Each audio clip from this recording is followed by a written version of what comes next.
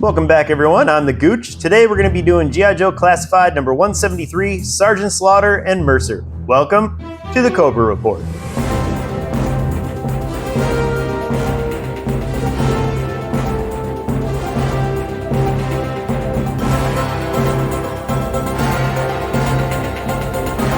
Just a reminder to please like and subscribe to my channel for more G.I. Joe Classified content. We're actually going to split this video up into two parts. So we're going to do, the first part's going to be Sergeant Slaughter. Part 2 is going to be Mercer. Otherwise, it's going to be a long video and ain't nobody got time for that. So let's take a look at Sergeant Slaughter.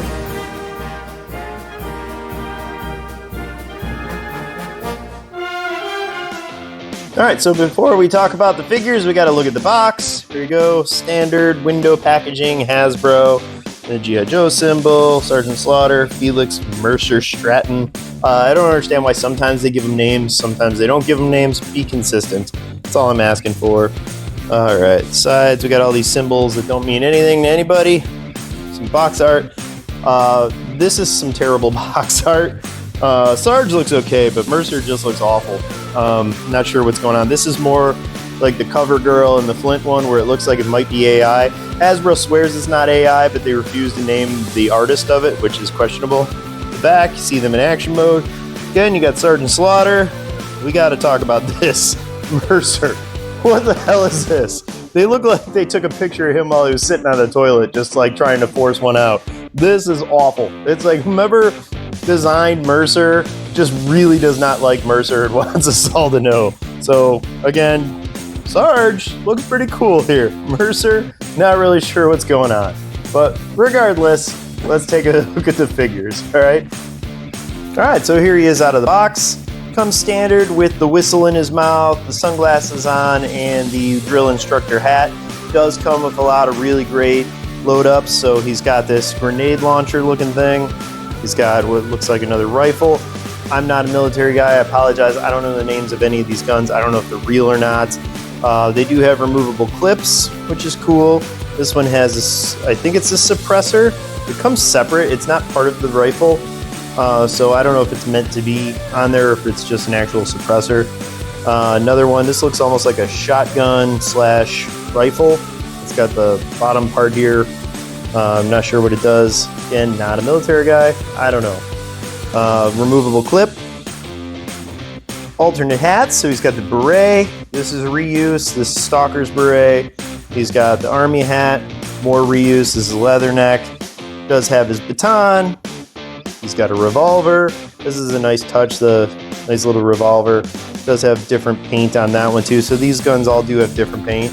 One thing I will notice right now, and this is really disturbing, these are really rubbery bendable. So this is, remember during the pandemic when they were trying to be cheap and they were using the weaker plastic and all the weapons were bent? These are all really gummy. These are weak, easily pliable weapons. This was a 2-pack for $60. Each one of these figures in the US is $25. So if you were to purchase 2 classified figures, that'd be $50. Where's the extra $10 going? These weapons here are no greater than any of the loadouts you give us with any of the other figures, and you're giving us this really flimsy, rubbery plastic that is bending. So extremely disappointed. I hope they're not going back into that direction. Their cost cutting just continues. They're just passing the price off to us. Rumor is they're going to be raising it again another $2, so it's going to be standard $27.99 here in the US now. They're blaming it on tariffs, but honestly, other companies are just absorbing the costs. Tariffs aren't really affecting prices. Companies are actually just using this as an excuse to raise prices. And I believe Hasbro's doing the same thing. Shame on you, Hasbro. But okay, let me get off of my soapbox for a minute here and talk about the actual figure. So again, comes with all these really nice load-ups.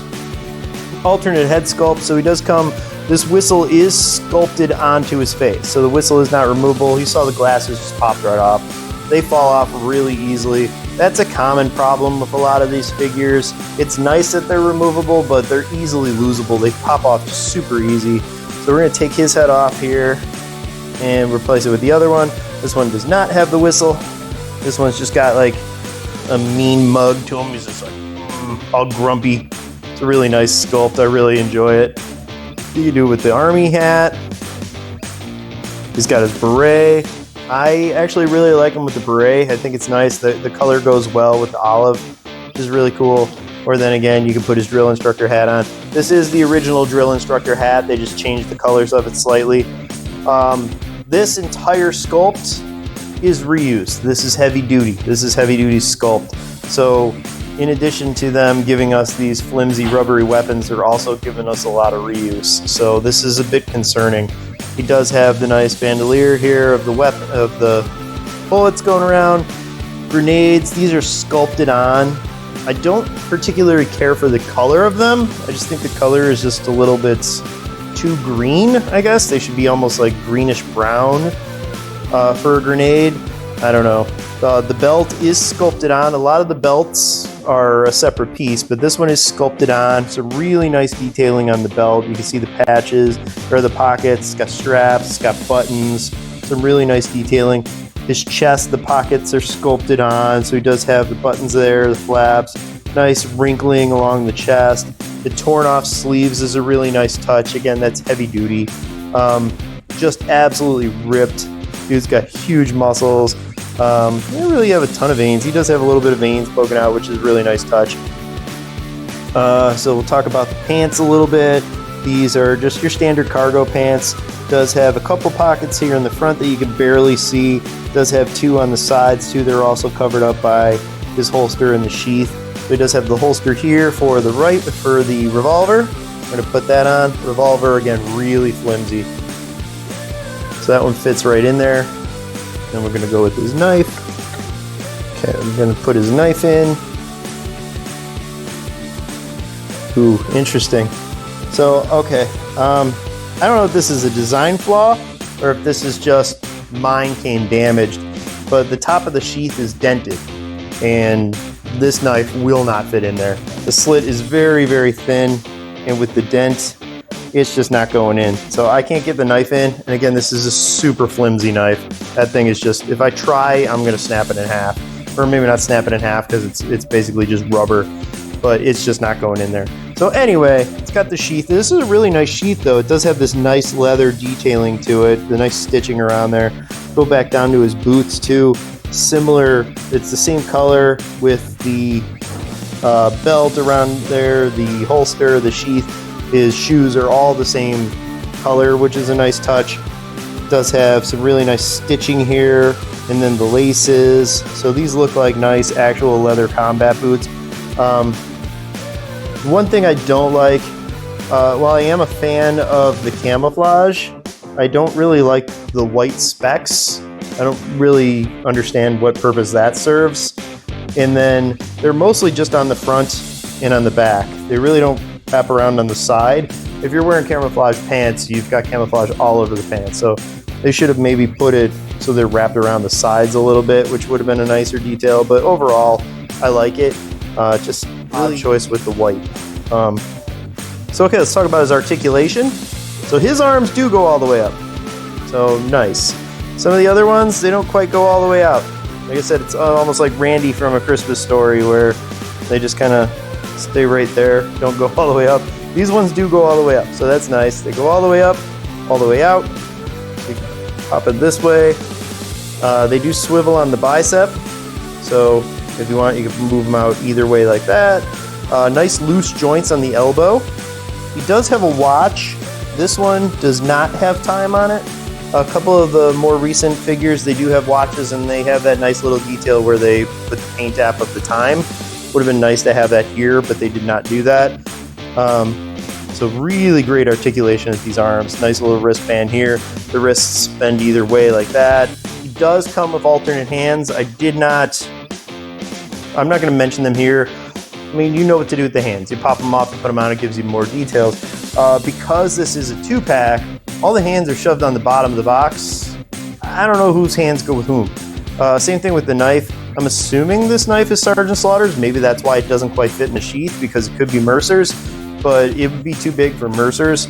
So I'm guessing that it is just either a design flaw or this is just a damaged one, and I just got a one that has a flaw. But either way, really, really nice sculpt.